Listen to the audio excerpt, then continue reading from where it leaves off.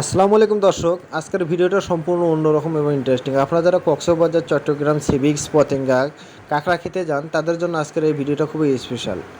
কারণ আপনারা কাঁকড়া খেতে যাচ্ছেন, ভালো কথা। কাঁকড়াগুলো কি জানেন কতদিন আগে কাঁকড়াগুলো তৈরি করে রাখছে?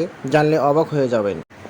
এই কাঁকড়াগুলো অনেক দিন, 3-4 দিন 5 দিন আগে রান্না করা হয়ে থাকে। দেখেন কাঁকড়াগুলো উপর দিয়ে কত মাছি ঘুরে ঘুরে বেড়াচ্ছে। আমি যদি জুম করে একটু ভিডিওগুলো আপনাদেরকে দেখাতে চাচ্ছি, আপনারা দেখেন কীরকম কাঁকড়াগুলো এইরকম কাঁকড়া সুন্দর করে সাজিয়ে সাজিয়ে রাখে, যাতে দর্শক খুব আকর্ষিত হয়।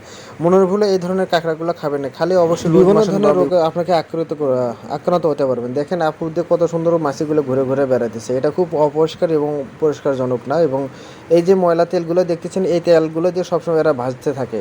কারণ এরা তো দর্শক বোঝে না, লাল কালার দেখে সবাই খাওয়া শুরু করে দেয়।